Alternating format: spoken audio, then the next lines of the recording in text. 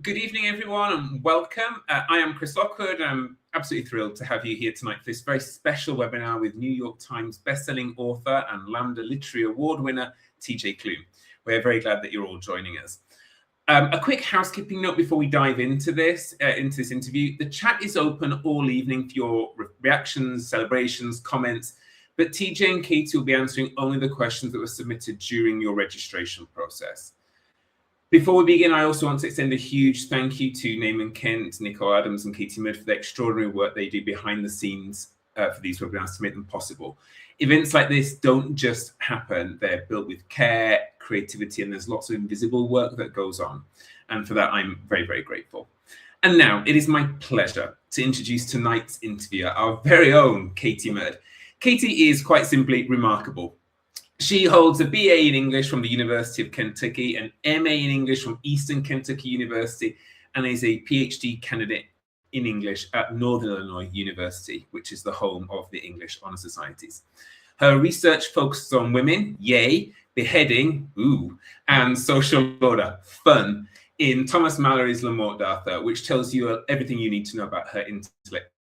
Fearlessness. She has taught developmental writing and freshman composition, along with film and literature courses. And before returning to higher education, she worked as a copy editor and librarian for the Thoroughbred Times, contributed to the Thoroughbred Times Racing Almanac and the book Foundation Mares: How Outstanding Female Families Shaped America's Breeding Industry. Katie joined Sigma Tau Delta while at Eastern Kentucky University, where she served as vice president of the Sigma Epsilon chapter. She began working with the central office in 2015 as a graduate assistant and joined the team full-time in 2016. She especially loves the student-facing aspects of her work, and if you've ever interacted with her, you know how much joy and effort she brings to that role. Katie has literally done it all. Katie, the work you do for English Honor Societies is really, really, really valued. We couldn't do it without you, and we wouldn't be as successful as we are without you. So thank you very much. Over to you. Thank you so much, Chris. Welcome, everyone, and thank you for joining us today for our conversation with TJ Klune. TJ Klune is the #1 New York Times and #1 USA Today bestselling Lambda Literary Award-winning author of The House in the Cerulean Sea, Under the Whispering Door, In the Lives of Puppets, the Green Creek series for adults, the Extraordinaries series for teens, and much more. Being queer himself, Klune believes it's important now more than ever to have accurate, positive queer representation and stories. Welcome, TJ. Thank you for coming today to talk to us about your writing in general and Under the Whispering Door in particular. Hello, thank you so much for having me. And every time I do this and people read my introduction like that, I'm like, geez, I'm kind of bragging, aren't I? I wish your bio said more. I would love to brag more on you. I try to keep it short because when I'm sitting on like panels or doing events and people read that, I'm like, wow, I don't want it to be longer than like 5 seconds. Fair enough. Fair enough. Well, our members from around the world have submitted questions for you, ranging from your writing process to specifics about Under the Whispering Door to general advice for new writers breaking into publishing. So let's dive right in. Our first question is from Cheyenne Patel from Florida, and they ask, what first inspired you to start writing? And when did you realize it was something you wanted to pursue seriously? Yeah, so I'm one of those people who grew up loving to read. I was reading at a very, very young age. And I want to say that it doesn't make me better than anybody else. But the reason I was reading at a very young age is because I didn't have a very good home life. I grew up in a very poor rural area with people who did not appreciate me as their child. So things like reading and writing were things I got made fun of for, which to me felt like it could have gone in two directions. One, I could have let that part of me be quashed, let that part of me be killed, or I could continue my love in secret because I found that things that brought me joy were things that could be taken away. So I was that cliched kid that you'd see in TVs and movies where they would be under their blanket at night with a flashlight reading a book at 10 o'clock at night because I didn't want to get caught. And I was so fascinated by how words could make people feel things that at 6 years old, I started carrying a notebook around with me and filling it with stories, anything that I could think of off the top of my head. And obviously I continued with that as I grew older. But again, it was always done in secret. It was always done to prevent other people from stealing my joy.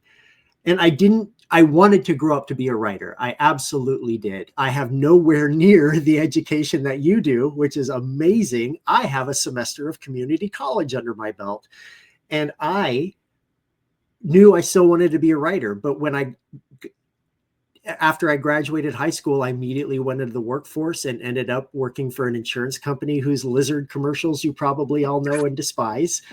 And I was in the corporate world, and I was there for 10 years. And in the middle of all that, I thought to myself, why can't I be a writer?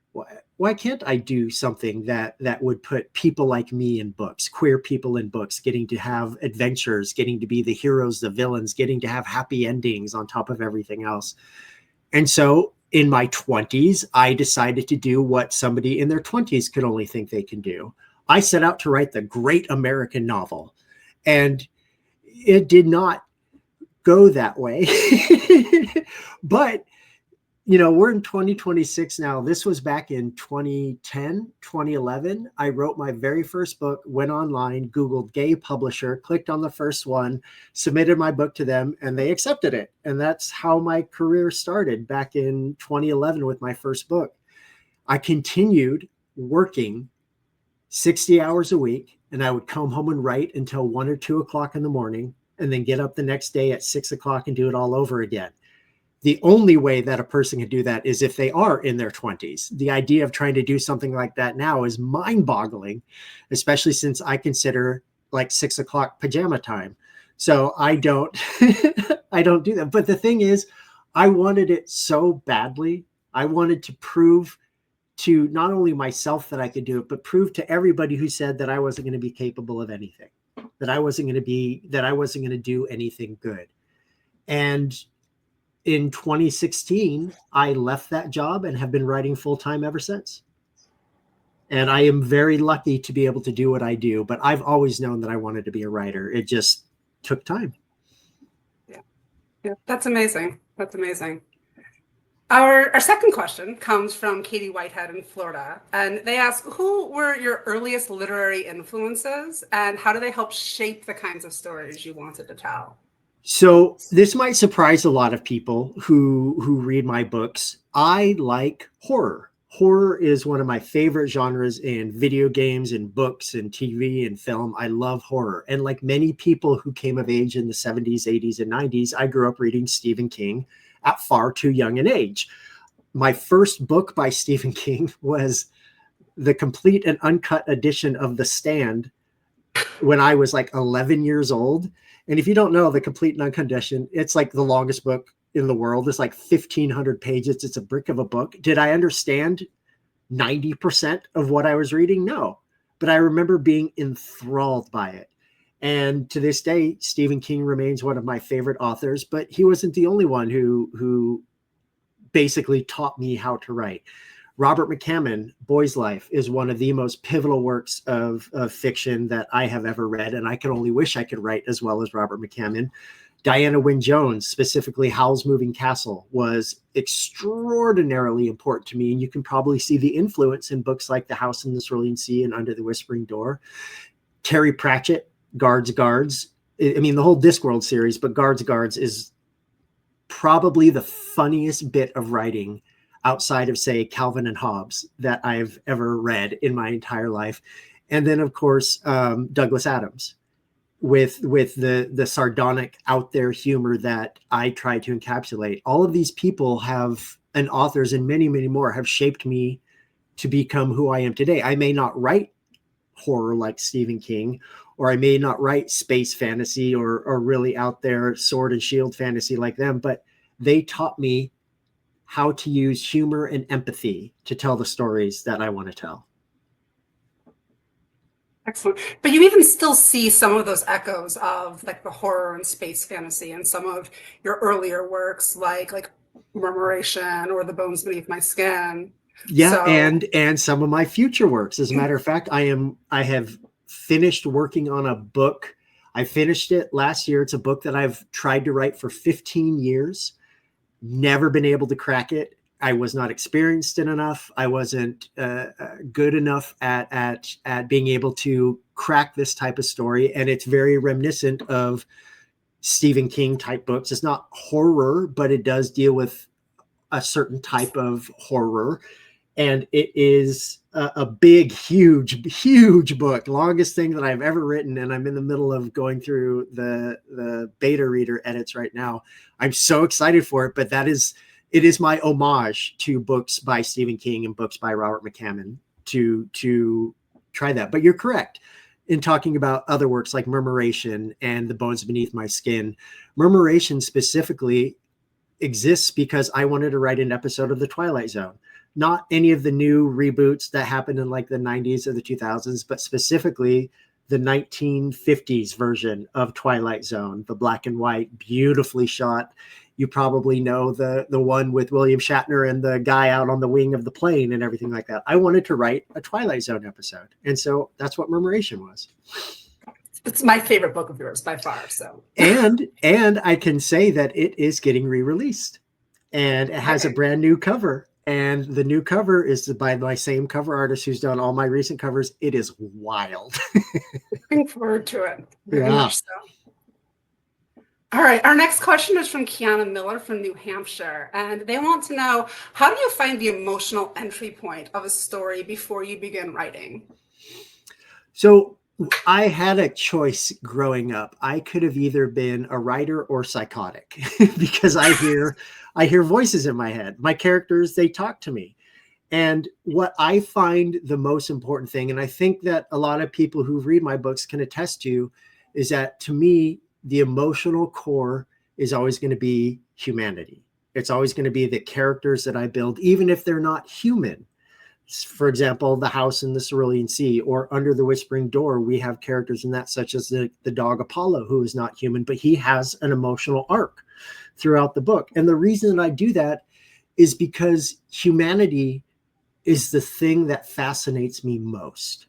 I often say that I don't like people, but I love humanity. Same. Because humanity gave us books and music and art and dancing and all of these wonderful things. And people just tend to disappoint on a regular basis, or worse, make the world harder to live in. And so when I focus on the humanity aspects of it, that is my emotional core, because I believe without a doubt that most of us are extraordinarily empathetic and kind and just want the best for the world. It's the unfortunate bad actors who are the loudest and get to make the most noise. So the emotional center of all my books will always be because I put characters first and I build the story around them. Great. So you've already answered the first half of this next question, but I think you can definitely hit on the second part. So Yancy Melendez from Tennessee asks, what is your process for developing emotionally authentic characters? And are there any characters who felt especially personal to you? Yeah. So in speaking with, let's talk about two recent books, The House in the Cerulean Sea. There's a character in there by the name of Chauncey, who is one of my favorite characters I've ever written. And the reason I love Chauncey so much is twofold. One, he's a kid, so he follows that line of kid logic. Remember when you were young and you found something that interested you and it became your entire personality? That's how it was for me when I was a kid after I saw Indiana Jones and the Temple of Doom. Two things happened from that. One, I wanted to be an archaeologist, and two, I wanted to be Indiana Jones's boyfriend. If you are 10, 11 years old and you see a half-naked Harrison Ford standing on a rope bridge with a sword over his head, getting ready to cut the bridge, it does things to your hormones, okay? But Chauncey is that kid who finds something that fascinates him so much that nothing will stop him from becoming what he wants to become. And in this case, it was a bellhop, a very front-facing job that would require him to interact with the public who, when the first book starts, is afraid of him, afraid of people like him. And why are they afraid of people like him? One, he's magic, but two, how he looks. He's very unorthodox. Chauncey is a green blobby boy with tentacles for arms and stalks that stick out of his head with his eyes on the top. Does he let that stop him? No. because he wants to become a bellhop. He doesn't care what rude or ignorant people will think of him. He has found something that he wants to do, and by God, he's going to do it. And I love that for Chauncey. I love him. The second character that I think is something that I relate to personally and might surprise some people is Wallace from Under the Whispering Door. I, for all intents and purposes, was Wallace. The reason that the Under the Whispering Door exists as a book is because I lost my partner in 2016. And I didn't understand why grief does what it does. It makes everybody who's lived long enough to know what love is will know what loss is at some point in their lives. And yet no two people experience grief the same way. And I wanted to know why. That was very high and mighty of me of thinking that way, because of course I didn't find out the answer. But writing that book, I realized was cathartic for me, because in a way I had become, after the passing of my partner, I'd become cold and cut off like Wallace is at the start. And that book was my journey through my own personal grief while trying to understand how grief works, while also trying not to look too closely at how much Wallace mirrored me for a little while. And what I love about Wallace specifically is that he does the work to try to become a better person. He doesn't realize it right away that he is pretty much a terrible person, and he gets called on it repeatedly over and over. And finally, at one point, it sinks in, and then he tries. And I think that's so much, that shows so much about a character or a person, that if they're trying, maybe they won't succeed, but you know what? They're trying. And I think that has to count for something, maybe everything. Yep. Perfect. So Patricia Feaster from Mexico asks, how do you create settings that feel so vivid and alive on the page? So let's talk about, Under the Whispering Door. Let's talk about the tea shop. I knew that the entire book, or at least the majority of the book, was going to take place in the tea shop. So when you're writing a novel that basically takes place in one location, if you're not careful, it can start to feel like you're being smothered. It can feel like your characters are too confined. So in order to alleviate that, I wanted to make the tea shop a character unto itself. I wanted to make this wonderful, weird little forest that they live in a character unto itself. Because if you're believe that the tea shop necessarily isn't alive, but it's a vibrant, necessary part of the story, those walls that might feel too confining at first suddenly start to expand and get out, and you feel the weight of the location, the setting. It feels lived in. It feels like that you could hear the floorboards creak when somebody's walking, or you could hear a chair being scraped out as somebody sits down at one of the tables. You can hear May's heavy metal music in the background in the kitchen. You can picture Hugo walking back and forth at the counter in front of the display case where all the treats are, everything like that. I have always tended to be a very visual writer. And with my visuals, I want to make sure that the locations, the settings, are characters unto themselves. You could look at the house in the Cerulean Sea and the island. The island is not very big, but it feels big. It feels lived in because the children are part of the island. The island is part of the story. It's their safe haven, their fortress.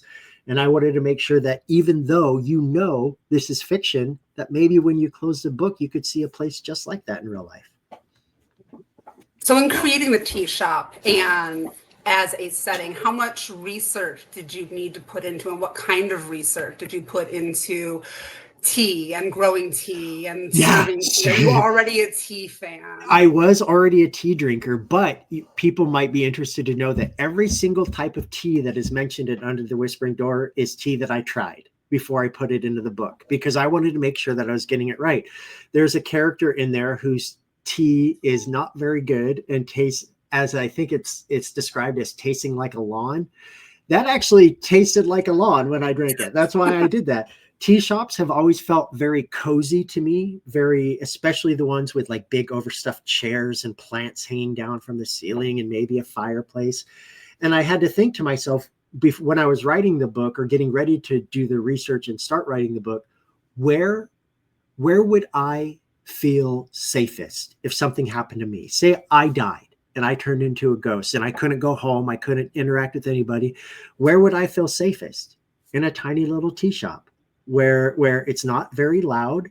There's not a lot of stuff going on. It's kind of in the middle of nowhere, and it gives yourself just time to think.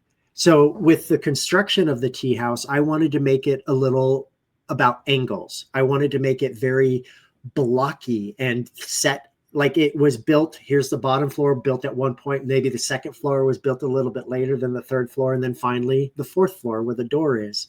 I wanted this house to be very,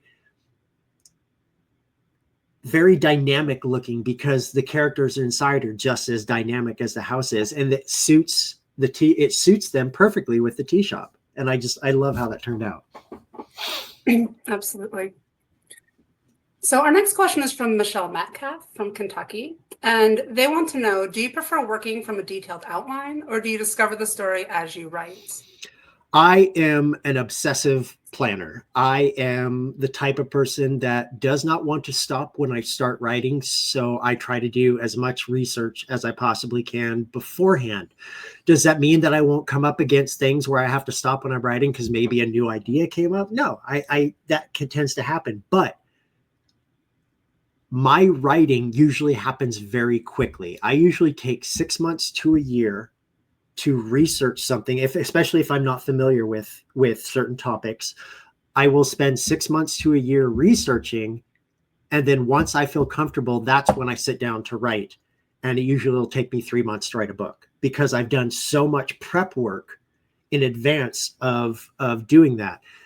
Now, my outlines are a little ridiculous. The outlines for The House in the Cerulean Sea and its sequel, Somewhere Beyond the Sea, combined are probably 100,000 words, just the outlines. And in those outlines, it's not everything story related. As a matter of fact, a good large portion of it isn't for the reader, it's for me. Little details that I don't need to put in the book. Let's talk about House in the Cerulean Sea. What does Arthur like to wear on the weekends? Or what is his favorite food? What is Linus's favorite kind of book to read? And those little things inform me about the characters, but there's stuff that I don't need to necessarily put in the book itself. It's just for me. Now, that being said, that novel that I mentioned earlier, the one that's taken me 15 years to crack, I had outlines and outlines and outlines for every time I tried to start that story again, changing them, trying to do different directions, and nothing ever worked. So when I finally cracked the book last year, I decided to do something different. I decided to do a conspiracy kind of board where, if you've seen the meme online, it's Charlie from It's Always Sunny in Philadelphia standing in front of the conspiracy board with a cigarette hand looking crazy. Here's all my conspiracy notes from that story that I had up on a cork board. This is just one pile. So what I would do was I would write for like 2 or 3 hours every day. And then I would sit on my elliptical machine for an hour and plot what I was going to do the next day and just make notes and hang them up on the conspiracy board. And it worked. I don't know how. I don't know if I'll ever write a story like that again, but it worked. Right? Hey, whatever it takes. Yeah. And I have to say, I now sort of like selfishly want all of your character outline notes on Theodore because my dog is definitely named Theodore. I have probably like 10 pages just on Theodore. That's perfect. That's perfect. So Sandra Thompson wants to know, how do you know when a story or a manuscript is truly finished? I could go back and say it's because those voices that I heard in my head when the characters started to talk to me get quiet. It's like they woke up, said what they needed to say, and then they go back to sleep. But also, I know a story is done, especially when I'm getting to the last few pages. I'm not thinking necessarily about, I need to wrap everything up because I should have done that already by that point. What I'm thinking of is how to end the story to make sure that the reader, when they close the book, they're not just thinking about the ending. They're thinking about the journey to get to that ending. And so when I finish the story, it's usually me wanting to finish writing, step back. I take some time away. It could be a week, it could be a month, and then I come back and I'll read it again. And then when I get to that ending, I'll sit with it and see how I feel about how it ends. and if it felt authentic to the story I'm trying to tell. Sometimes it does, sometimes it doesn't, so I'll need to change. But to me, by the time I get to the ending, I'm already knowing that it's finished, because I'm getting to that, and that momentum is slowly starting to fade away a little bit, and those characters are getting quieter. All right, so transitioning now into more specific questions about Under the Whispering Door. Alana Flegas from North Carolina asks, Under the Whispering Door explores grief, love, and second chances. Why are these themes so important to you as a writer? Because again, I talked earlier about humanity and how enamored I am with humans, but not people.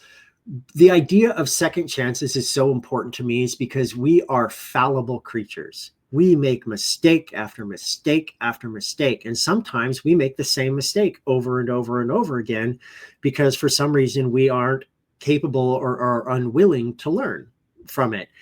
I think it's important that we have these second chances, because maybe you just met somebody on an off day. Maybe they weren't in their best frame of mind. Maybe they're an asshole who that is their entire existence, and that is who they are. But my thing is this: I believe inherently in the goodness in people. Are there people out there who want to prove me wrong all the time? Of course. But I think it's important that people get second chances, that we give people grace to learn from mistakes, to learn from our actions, in order to become a better version of who we are. It doesn't matter how old you are. There is always going to be room for growth. You could be 6, you could be 60. You're still going to have to grow as a person. You're going to have to change with the times. You're going to have to protect your people. And I think that it's important to realize that we are all in this together. We are all made of the same stuff on the inside. Yeah, we may look different on the outside, but my God, why are we always so upset with how differences? We always focus on differences and how they set us apart, rather than the things that make us the same. Yep, 100%. Right. So you've talked some already about how you came to write Under the Whispering Door and the very personal connection to that.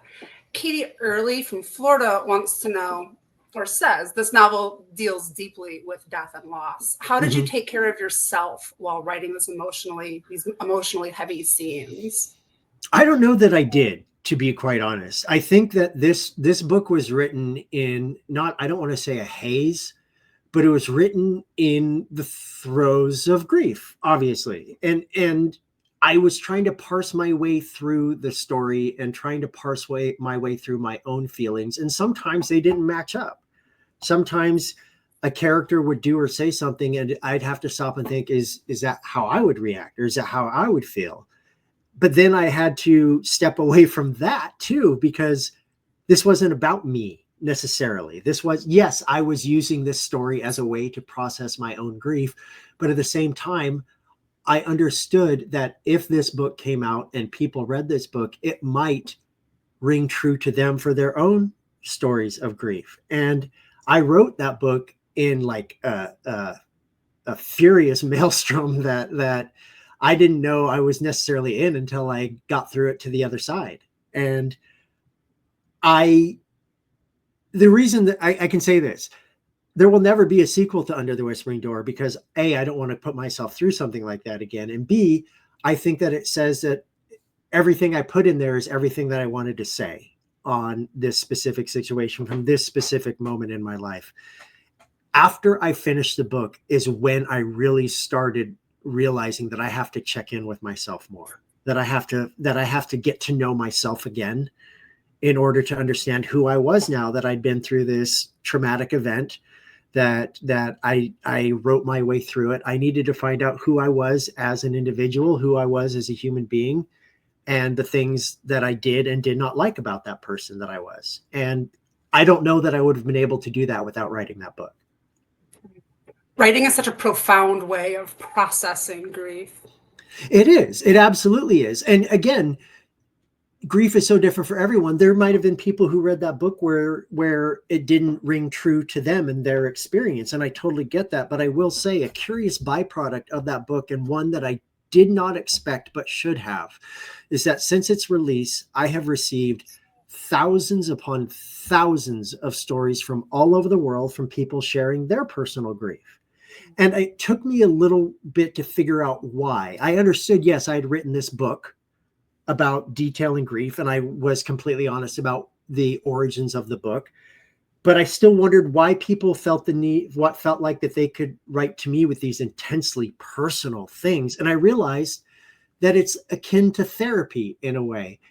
It's so much easier to tell a stranger the hard things than it is to tell a person that you love. Because with the stranger, chances are you may never hear from them again. You may never see them again. Or if you do, it's on a weekly basis, like with a therapist. And they're there, you're paying them to help you process things. And it's easier to tell those people because they are not there to judge you. Or if they do judge you, out of sight, out of mind. But when it's somebody that you're close to, that can be a hard, very hard conversation to have. And so I think that people know me through my work, but at the end of the day, I'm still a stranger. A stranger, yes, who went through something life-altering. And in a way, it made me like them. So I became a secret keeper in a way of all these stories of grief. And I am profoundly humbled every time I hear a story like that. So Allie Martin Schofield from Ohio says, the found family and Under the Whispering Door is central to the story. What does found family mean to you personally and creatively? Found family came from queer people.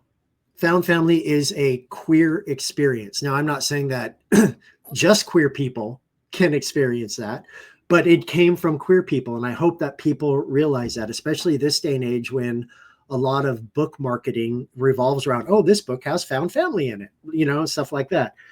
Found family came from queer people because so many of us, myself included, did not grow up in homes that were conducive to a healthy and loving environment. We did not get that kind of support. So what did we do? We escaped, grew up, and found people who aren't related to us by blood, but mean more to us than any blood could ever. My family right now consists of my sister, my brother, my nephew, and everybody else isn't related to us by blood. That is my family, because these are the people who've come from all walks of life, all different colors, all different genders, queer, straight, trans, whatever. These are people who have not been able to find a community in their homes. So we find community with each other and find love and support and family. And I think while it is great that we are getting so many types of stories about found family, I think it's important to remember that came from a queer existence. Absolutely. Jesse Stone Cipher from Texas says that many readers describe this book as both heartbreaking and comforting. How do you balance pain and hope in your storytelling? So it's a very thin line to walk, because if you fall too far in one direction, it becomes oppressive. If you go too far in the other direction, it doesn't feel like anything you're saying is serious. What I think about when I write books like this that deal deeply with human experiences such as grief, we have to think about life in general. Life is not a straight line. There are some mountainous highs and some cavernous lows. It's the idea of laughing at a funeral. It feels wrong. It feels strange. It feels weird. But don't you think that the person you're mourning would want you to be happy and laughing and everything like that? Life cannot just be about oppression. Stories cannot just be about oppression to me. There has to be some moments of levity. There has to be moments of brightness and moments of light at the end of the tunnel. If you're pummeling somebody with anger and heartache and death and violence over and over and over again without getting them room to breathe, then the person might walk away from the book not feeling very good about things. I mean, I've read books. I do read books that, I said I like horror. And in horror, if the book ends with like the ghost or the monster or whatever winning, I'm like, yes, get him. But in other types of books, I want, and especially with the books that I write, I want that hope to always be there. The hope has to be there. Even when you're dealing with death, there has to be hope. But at the same time, you want to avoid walking the line into toxic positivity too. So I want to make sure that when I'm dealing with real world issues, especially through a fantastical lens, that I'm treating them with the care that they deserve. Right. And you do that so well, Oh, finding thank you. that balance point. I'm not going to give any spoilers for people who haven't read Under the Whispering Door yet, but you open the epilogue and right away tell the reader that something sad's coming. But then you immediately divert and you tell some happier things that have happened, and you give the reader time to process, okay, I know this thing is coming and I'm going to prepare for it. Right. And then you tell them something else really sad is going to happen, and you kind of prepare for it. And then you sob through a big chunk of the epilogue. And then, it all comes back together and it's happy. And you find that balance really well. Because I want you to sit with that for a little bit, like what you're talking about with the epilogue and the things that happen. I say that right at the very beginning because I want you to sit with it and be able to prepare for it and enjoy the time that we have left with these characters and things like that. So yes, I say X, Y, and Z is going to happen. I'm not trying to distract you from that happening, but I'm giving you time to process it as you're going through the pages and everything like that. I think that's important too, is to have that time to be able to process, to get those last few little laughs in that maybe you're doing with tears in your eyes. And I think that's how life works. I listened to this book when it first released. So okay, the 5 audio. years ago. And then I was like, okay, I need to reread, because I have the memory of a steel sieve. So I'm like, I need to reread this book before we do this interview. And so I reread it a couple of weekends ago, and I just forgot entirely, entirely wiped the epilogue from my brain. Like at the end of it, and I'm like, why am I crying? I knew what was happening. Yeah. And it's, you know what? Those aren't always just going to be sad tears either. Those could be happy tears too. And I think that's a lot of times we can't tell the difference. And I think it's important that we do that, is that maybe it's, the best word is it's bittersweet, is that it has that sweetness to it. There is a little bit of bitterness to it, but at the same time, the journey is the point. The journey to get there has been the point. All right. So Tamika Williams from Texas asks, what advice would you give to queer writers who are afraid to be fully visible in their work? Yeah, no, I totally understand that. And especially, I'm not going to speak at any other part of the world. I'll just speak about the United States. It can seem like, especially if you're a trans individual, that everyone is out to get you, that you exist just to have your life be made harder, that you are already part of one of the most vulnerable groups in the United States, and you have so many people in power punching down on you. I can understand how diabolically evil that feels and how oppressive that is. But the thing is, what I told myself when I first started writing is that many people can tell stories, especially now in 2026. You can just go into Amazon and publish your own book if you want. You don't have to go through a publisher. You don't have to go through agents. You don't have to do any of that. You can write your own book. And obviously that has led to some really great books, but it's also led to a lot of not so great books. But the thing that I always come back to is that no matter what kind of story I'm telling, and this is what I tell other writers, nobody else can tell the story you want to tell except for you. Nobody can tell that story the way that you're going to tell it. So don't you owe it to yourself to do that? And don't you owe it to yourself to, if you can't be authentic in your real life, and I understand, I have privilege. I am now 43 years old, and I frankly don't give a crap what anybody thinks about me. But I understand how it feels to be in positions where you might not feel safe being your authentic self. So what you can do in the meantime is write authentic characters and then find your strength in them. Put them in situations that maybe that you've been in, or situations that you could picture yourself be in, and explore what those outcomes might be like. But the thing that I want to say again is that nobody in this world is capable of telling the story you want to tell except for you. So you should really be the one to tell that story. Don't give somebody else the opportunity to tell it badly. Tell it like you can. And if you can't be authentic in your real life, you have this moment here where you can tell a story with characters that are, and maybe they can give you the bravery and the hope that you need to be able to find a better life for yourself. One advice. Monroe Ruth from Louisiana asks, what does it mean to you to see queer joy, love, and healing resonate so strongly with readers of Under the Whispering Door? It has been monumental. It has been humbling. Like I said earlier, I never got to see myself in books when I was a kid. If I did, it was HIV, AIDS fictions and memoirs, which I sound like I'm coming down on. I'm not. That is a vital and necessary part of history that queer men were going through at the time. So of course, that's the stories that they needed to tell. They needed to let the world know of this injustice and the horror that was happening to an entire generation of men. And I think about what I saw growing up and what I wanted to be. I wanted to think out loud, why couldn't people like me get to be happy? Why couldn't people like me get to be in the books and the movies and the TV shows being happy? Sure, we had representations every now and then, but a lot of times they were there to make other people, they were there to teach the straight characters a very valuable lesson.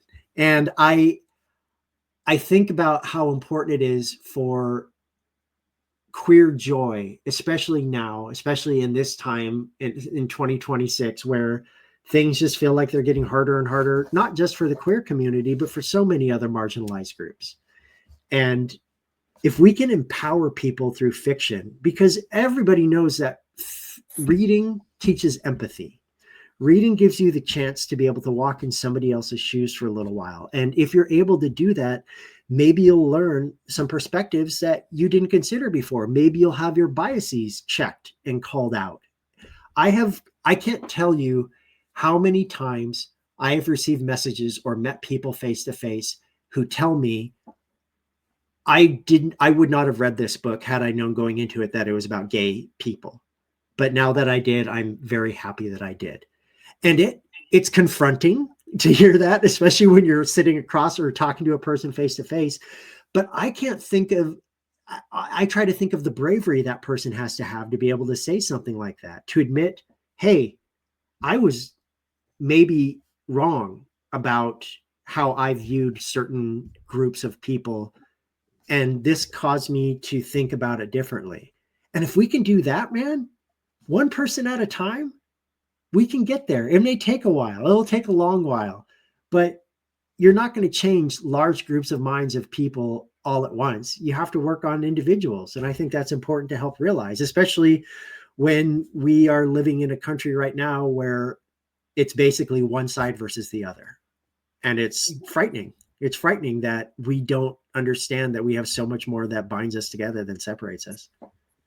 Absolutely. Reality is terrifying right now. So it is so. It is. If more people read fiction and nonfiction, hell, fan fiction, I think the world would be a better place. Right. It is so, relieving to have fiction to escape into, where you do now have more and more representations of queer joy, where you can see yourself reflected in happiness. Not just for queer people. I also want to, I'm not trying to separate this group from queerness, but trans people. There are so many wonderful trans authors right now who are getting to tell their own stories. You have non-binary authors like Anna Marie McLemore. You have trans authors like Rika Aoki and Andrew Joseph White, who are doing some incredible things in fiction in the queer space, but also putting trans characters front and center in stories that they can tell. All right, so shifting gears a little bit, Maria Pimentel from New Hampshire asks, how do you handle rejection, revision, and long periods of waiting earlier in your career, or just in general? House in the Cerulean Sea got rejected multiple times before it was picked up by Macmillan and Tor. Rejection stings. Rejection sucks. But my agent gave me really good advice when we got like a rejection from Disney or something like that. She said to me, all it takes is getting your book into the hands of the one person who sees something with it.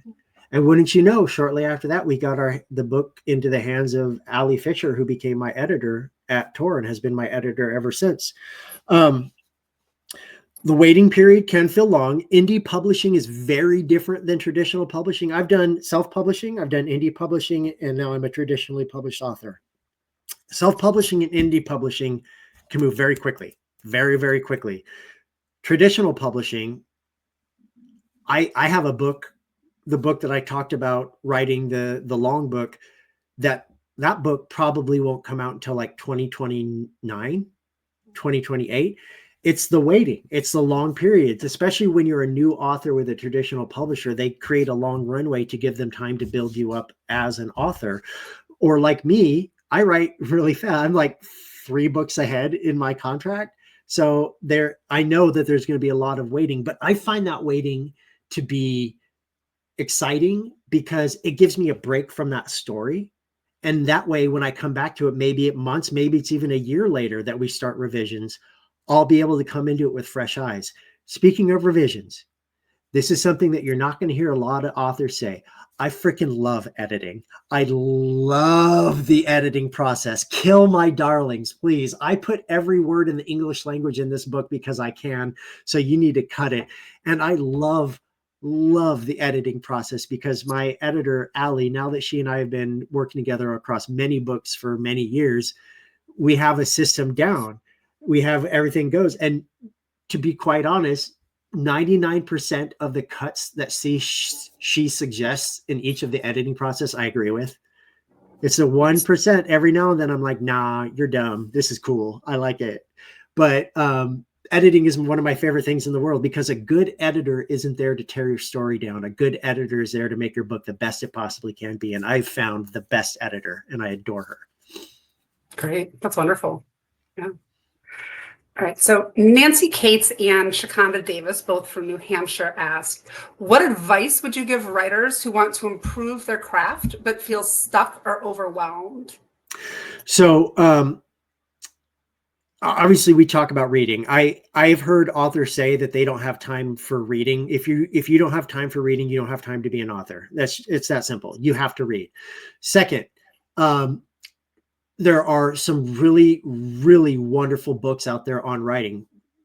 Funnily enough, Stephen King has a book called On Writing. That is the book that I go to the most. I have like 1, 2, 3 copies of it where I have marked for different things, for different types of stories. I've read that so many times. It's part memoir, part how to. If you don't care about the Stephen King memoir stuff, you can just go to the writing things. And it's not just for horror. There's very practical, good advice that's in there. Now, I'm also going to say something that might raise a few eyebrows, especially among the literati of the world. Fan fiction. Write fan fiction. Why do I tell you to write fan fiction? Because fan fiction gives you a preset world with preset characters. So you can focus on things like dialogue and character blocking. You don't have to worry necessarily about characterization because you already have these fully formed characters. You're just manipulating them to do what you want them to do. Practice that way. Practice dialogue. Practice character blocking. Practice how a story structured. Act 1, Act 2, Act 3. Fan fiction, even though so many people turn their nose down on it, is a remarkable place for burgeoning writers because it gives you the practice that you need. And you can see what other people are doing in the same space and figure out if something would work for you. Reading isn't about copying other writers. It's not about stealing their ideas. Reading is learning how other people explore their craft and taking little bits and pieces and putting your own Frankenstein monster together. Because that's what I did. I've taken all these bits and pieces from all these different authors and formed my own version of what I think a writer should look like. Does that work for everyone? No, but that's just how it works for me. I can't tell you how much more I appreciated The Extraordinaries after learning that Nick's fan fiction was your fan fiction. Oh yeah. So there's a character, I wrote a young adult trilogy called The Extraordinaries, where the main character, Nick, loves the superheroes that protect his city so much that he writes fan fiction about them. I haven't been 16 for a very long time, but I wanted to write as a 16-year-old would write.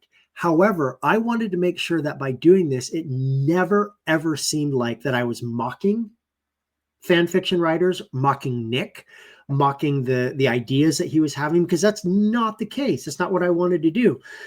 So yes, I found my old X-Files fan fiction that I had written when I was 13, 14 years old that was slash fiction between Walter Skinner and Fox Mulder. I was a very weird and horny 13-year-old.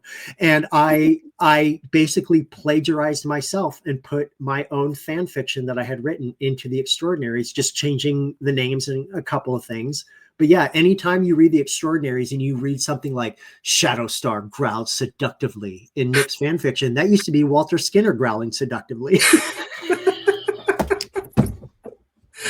Oh, gosh.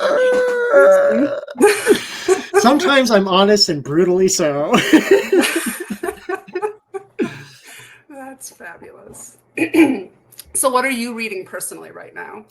Right now, I am reading, let me pull it up. I just finished, and I was just talking about it on a podcast that I had done. I'm terrible with names. I'm terrible with names. They break me up. I just finished reading The God of the Woods by Liz Moore, which I thought was brilliant, like absolutely all the way brilliant.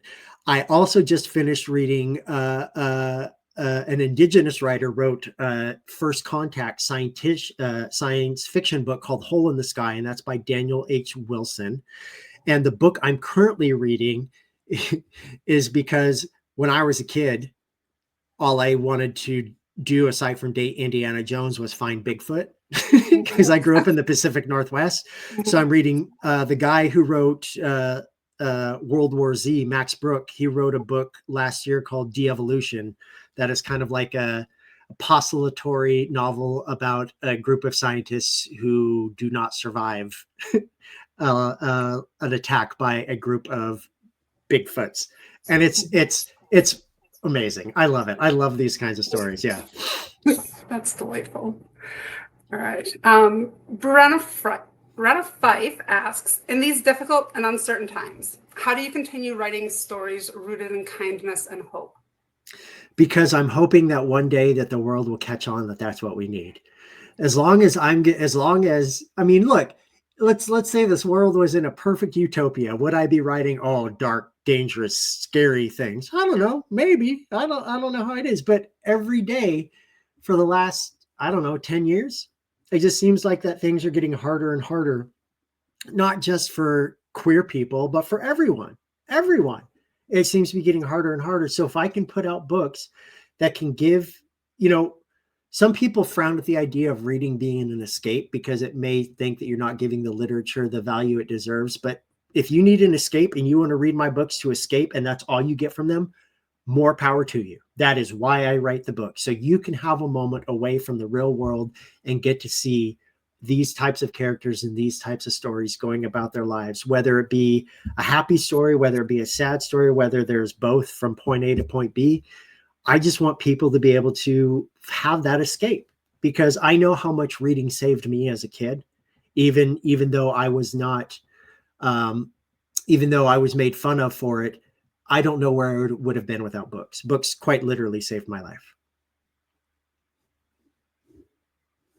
And then our last question is, again, from Shanna Patel in Florida. And they ask, what do you hope readers carry with them long after finishing Under the Whispering Door?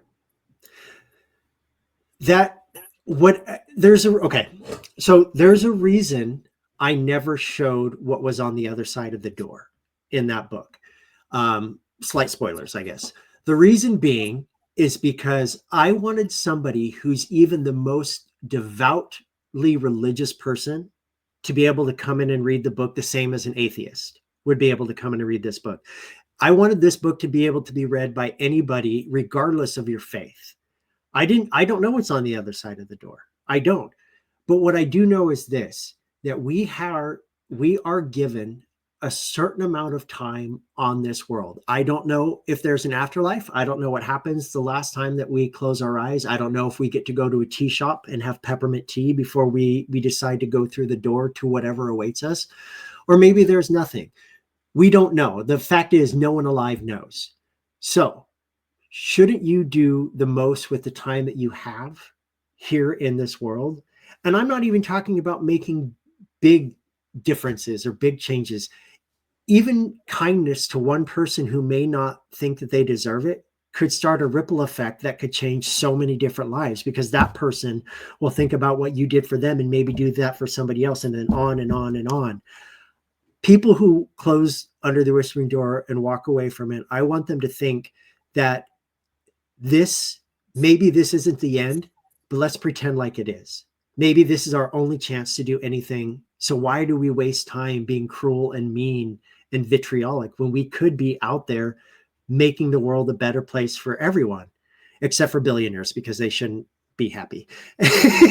And I don't know. I want people to walk away feeling the breadth of human emotion, happiness, sadness, anger, everything that goes into making us who we are. And maybe just thinking about, what could I do to make my world a little bit better? Not just for me, but for other people too. All right. So before we wrap things up for today, what can you share with us about your upcoming releases? Yeah. So I have 2 books that have been announced, 2 very different books. In April of 2026, I have a novel releasing called We Burned So Bright. It is the shortest novel I've ever written. It comes in at like 160 some odd pages and is about 2 older queer men. They're in their 70s. They've been together for 40 years and the world is ending. A rogue black hole has found its way to our galaxy and is basically eating the Milky Way.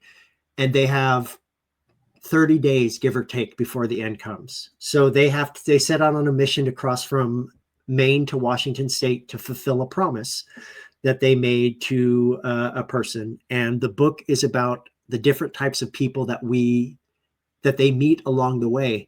Even though the words COVID-19 or pandemic are not used in the book, I don't know that this novel could have been written without having gone through that, because I think we saw for the first time in recent history just how easy it is for people to break. And so I wondered what would happen if that was on a bigger scale. What would happen? How would people react knowing that their time was almost over? The second book that was just recently announced that comes out in January 2027 is kind of like an apology for the We Burn So Bright book, because it is literally the most self-indulgent thing that I've ever written. I wrote it because of this guy laying right here next to me, my dog. I basically wrote a book about my dog and made him the main character. It's called The Stars Look Like Home. And it is inspired by my love of movies that I grew up with, like The Adventures of Milo and Otis and Homeward Bound and The Incredible Journey. I mean, who doesn't remember Shadow coming over the hill while the little boy is calling for him and not knowing that he's going to be there? But then he comes and he says, Billy, and everything's like, yay. And then we're all crying and everything like that. And then also it's inspired by the very first book that ever made me cry. The book that I read every single year just to make sure I can still cry, just to make sure I'm not dead inside. And that is Where the Red Fern Grows by Wilson Rawls. If you know Where the Red Fern Grows, it is up there as probably next to Old Yeller as the saddest dog book ever written. And I die every time I read it. So the very first line of The Stars Look Like Home is a promise the dog does not die in this, because I refuse to do that. We appreciate that. Yeah, but it's from his point of view. He thinks that when he's born, he misunderstands something from his mother and begins to believe that all dogs are immortal. And as he grows up, he realizes that no, that is not the case. And in fact, dogs live very short lives compared to their human counterparts. So he has what I like to call in dog years, a 1-year-old meltdown, and sets about trying to find the meaning of happiness for his human before he quote unquote dies. He's just being a drama queen. He's not going to die. I love the book. I love it. And the last thing I'll say about it is the title of the book, The Stars Look Like Home, is from a Britney Spears song. And the book is dedicated to my dog and Britney Spears. That's beautiful. I can't wait.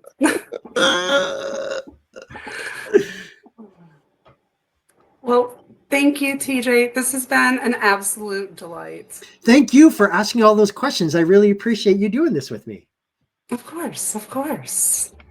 All right, well, we are going to pass it back over to Chris for him to wrap things up tonight. Well, thank you very much, TJ. Thank you, Katie, as well, for such a thoughtful, generous, and very much inspiring conversation. And thank you all to you for being here tonight, for sharing such wonderful questions. A recording of this webinar will be available on our YouTube channel. That's at Sigma Tau Delta English. So be sure to subscribe for updates and more fantastic programming. If you'd like to read Under the Whispering Door or explore more of TJ's work, including his latest novel, Somewhere Beyond the Sea, please visit the English Honor Society's bookshop page. Every purchase supports authors and independent bookstores. If your chapter plans to read Under the Whispering Door together, be sure to download our new book club kit available on the NEHS and Sigma Tau Delta websites. And don't forget, there's more to look forward to. We Burn So Bright arrives this April, and The Stars Look Like Home is coming out in January 2027, so don't forget to pre-order them. We also hope to see many of you at our upcoming convention in New Orleans, where our guest speakers include Jasmine Ward, Amy Netsukumatatil, and Carlos Maurice Ruffin. And if we don't see you before, be sure to join us for our next webinar with Bonnie Garmus, author of Lessons in Chemistry, which is now streaming on Apple TV. That's on April 29th, 2026 at 6 p.m. Central. Thank you again for spending your evening with us. Try to make the world a better place. Good night.